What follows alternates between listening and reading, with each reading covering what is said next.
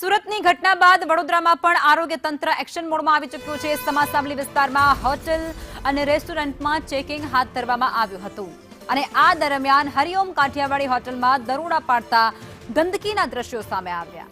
હોટલમાં અત્યંત ગંદકી વચ્ચે ભોજન તૈયાર કરવામાં આવતું હોવાનું સામે આવ્યું।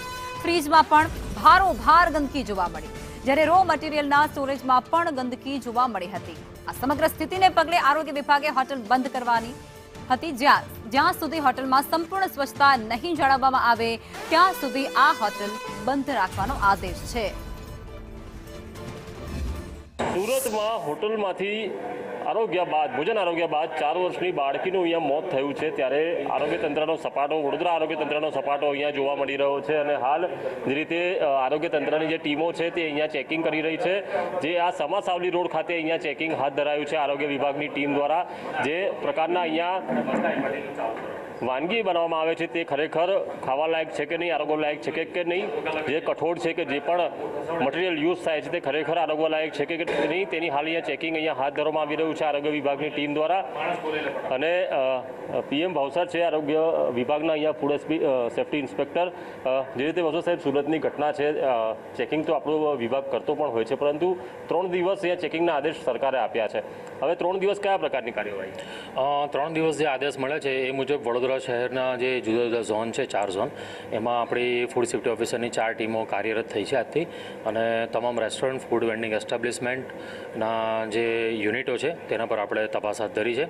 આજરોજ આપણે સમાસાવલી રોડ પર ઇન્સ્પેક્શનની કામગીરી હાથ ધરેલ છે। બસમાં અનહાઇજેનિક કન્ડિશન જોવા મળી છે, તેમનું જે ફ્રીઝ હતું એ પણ આપણે જોયું, તેમાં આપણને કેટલોક વાસી ખોરાક પણ મળેલ છે, અને તેમનો જે સ્ટોરેજ એરિયા છે જ્યાં રો મટીરિયલ્સ એ લોકો મૂકે છે તેની પણ કન્ડિશન અનહાઇજેનિક આપણને જોવા મળી છે।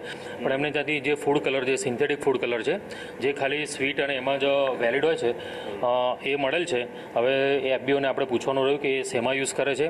જો પરમિસેબલ જે વસ્તુમાં હશે એમાં આપણે એને પરમિશન આપીશું, અધરવાઇઝ જે પ્રિપેર્ડ ફૂડને એમાં હશે તો તાત્કાલિક ધોરણે આનો નાશ કરાવીશું। જે સીડી છે, આ સીડી પણ કેટલી ગંદી છે અને અહીંયા ભારોભાર ગંદકી છે, પાન પડીકીની પિચકારી અહીંયા મારવામાં આવી છે, તમામ જે કચરો છે તે અહીંયા આ રીતે અહીંયા મૂકવામાં અહીંયા આવ્યો છે। અને આ પ્રકારની જે આ રેસ્ટોરન્ટ છે તે અનહાઇજેનિક રહેતા તેને પણ 1 કલાકમાં તમામ જે કાયદા મુજબ જે રેસ્ટોરન્ટ રાખવું જોઈએ તે રાખવા માટેની સૂચના અહીંયા આપવામાં આવી છે। શાકભાજી પણ ખુલ્લી છે તે પ્રકારનું અહીંયા કહેવામાં આવ્યું છે। આ સાહેબ ગ્રીન પીસ છે આ બાજુના, અને આ જે ફ્રીઝર છે, આ ફ્રીઝરની પણ સ્થિતિ આપણે અહીંયા બતાવીએ કે આ પ્રકારના ફ્રીઝરમાં અહીંયા જે ખાવાની જે વસ્તુઓ હોય, જે ફ્રોઝન કરવામાં આવતી વસ્તુ હોય અહીંયા મૂકવામાં આવતી હતી।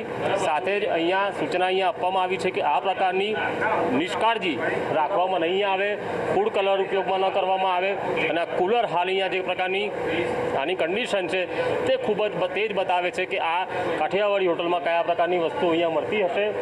લગભગ લાયસન્સ સસ્પેન્ડ કરવાની વાત છે કે પછી કાયદાનો અમલ કરાશે?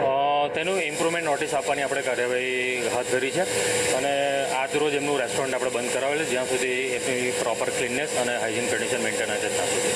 ના, 2-3 દિવસે સાફ કરે છે, આજે સાફ હમણાં કરતા જ છે, તમે આવ્યા એને પહેલાં સાફ કરવાનું જ છે આને, દર 4-5 દિવસે આ સાફ થાય છે। ખૂબ જ ગંદુ છે, એટલું નોર્મલ સર છે, બાકી એટલે 3-30 દિવસે આ સાફ થાય જ છે। તમે આ નોર્મલ માનો છો? ના, નોર્મલ નહીં, હું જે ફ્રી, બાકી થોડુંક થાય ભૂલ કબૂલ કરો છો? ના, એ વાત જ કિચનમાં એટલે આરોગ્ય વિભાગ કઈ તમે તમારી ભૂલ કબૂલ કરો છો કે થોડી ભૂલ થઈ છે તમારાથી?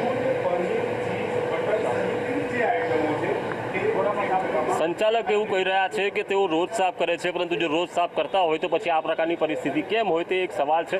અને આ હરિઓમ કાઠિયાવાડી કે જ્યાં આરોગ્ય વિભાગનો સપાટો બોલાવવામાં આવ્યો છે, અને જ્યાં સુધી કાયદા મુજબ અને હોટલમાં સ્વચ્છતા નહીં હોય ત્યાં સુધી આ હોટલને સીલ મારવાની કાર્યવાહી હાથ ધરવામાં આવી છે। Camera person Nikesh વાળન